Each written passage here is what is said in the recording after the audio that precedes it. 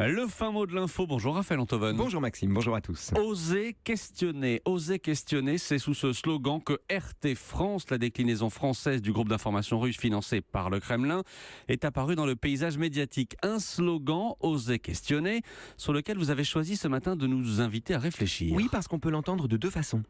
À première vue, tout va bien.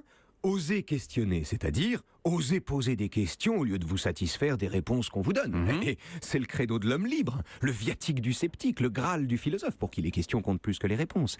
Bref, c'est la raison d'être de l'esprit critique. Mais questionner, Maxime, ne signifie pas seulement qu'on pose des questions. Questionner veut aussi dire remettre en question, ce qui est tout à fait différent. Dans un cas, le questionnement est une école de doute. Dans le second, c'est paradoxalement une arme de censure. C'est-à-dire Prenons un exemple, Maxime.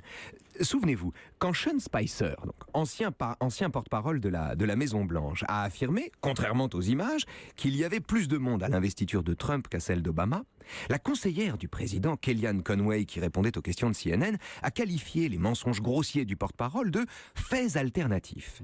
Et certains, de bonne foi, ont voulu voir dans cette hypothèse le signe de l'ouverture d'esprit, de la capacité à poser des questions, à envisager toutes les hypothèses et ouvrir sa pensée à d'autres versions du monde que celles dont on nous gave depuis toujours. Bref, Kellyanne Conway osait questionner avec ses faits alternatifs. Or, en réalité, l'expression de faits alternatifs servait uniquement à anoblir l'affirmation délirante selon laquelle il y avait plus de monde pour Trump que pour Obama. Loin d'engager un dialogue entre différentes versions du monde, également rigoureuses et incomplètes, les faits alternatifs permettaient de clore la discussion en décrétant le dogmatisme de tous ceux qui les tenaient pour ce qu'ils sont, à savoir des mensonges. Une chose, Maxime, est de questionner, c'est-à-dire d'être sceptique par principe sur les informations qu'on reçoit et de se donner pour éthique de les soumettre au questionnement le plus rigoureux.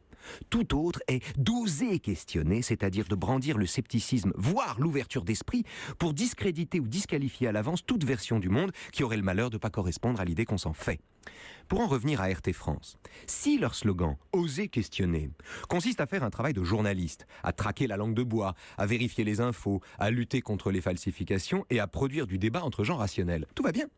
Mais si oser questionner sert d'alibi à la promotion de complots indémontrables et au recouvrement de l'évidence par le délire, alors RT France sera uniquement, et il faut dire à l'image de son groupe, un organe de propagande. Et le fin mot de l'info. Le doute est une vertu, la défiance est un vice. Raphaël Antoven sur Europe 1. À demain.